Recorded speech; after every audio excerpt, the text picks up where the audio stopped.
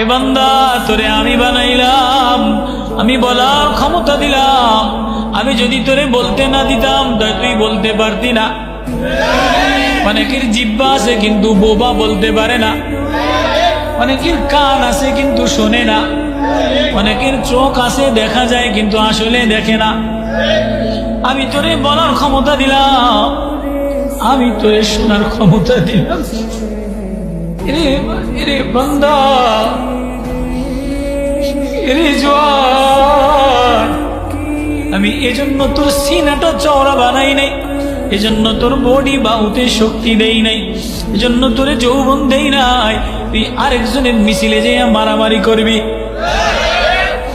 আমার আল্লাহ আওয়াজ দিয়ে ডেকে ডেকে ডেকে ডেকে বলে, কারো বয়স হয়ে গেছে, আস্তে আস্তে বয়স বাড়ে না কমে, আস্তে আস্তে বয়স কমে। প্রতিদিন আমি ডাউনে যাই, প্রতিদিন আমি ডাউনে যাই, পিছের দিকে যাই। আমার শক্তি বাড়ে না, আমার শক্তি কমে, আমার আওয়াজ বাড়ে না, আমার শক্তি কমে যায়, আমার নজর বাড়ে না, আমার নজর কমে যায়।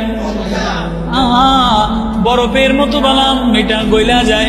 আল্লাহ বলে এটা যেন না গলে, যেন দুনিয়ার নানান রকমের মেডিসিন বানায় দিলাম।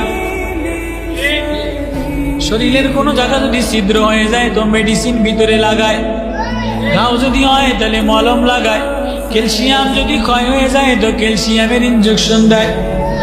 ও বান্দা, আমি না তোর ভিতরে একটা দিল দিলাম, আত্মা দিলাম, রুহ দিলাম। এটা তুই গান্দা নোংরা নেতার পিছনে চলতে চলতে, নোংরা ভালোবাসার পিছনে চলতে চলতে, ধোকার প্রেমের পিছনে চলতে চলতে এটাও ময়লা হয়ে যায়, এটাও ছিদ্র হয়ে যায়, এটাও নষ্ট হয়ে যায়। এটা ঠিক বানানোর জন্য আমি আল্লাহ কোরআনে পাকের মলম দিলাম।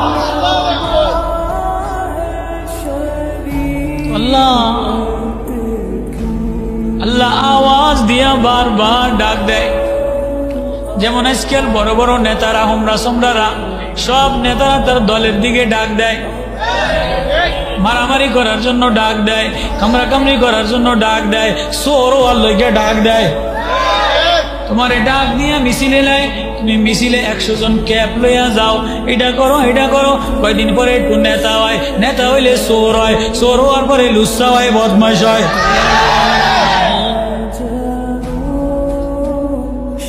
ভালো আর হয় না।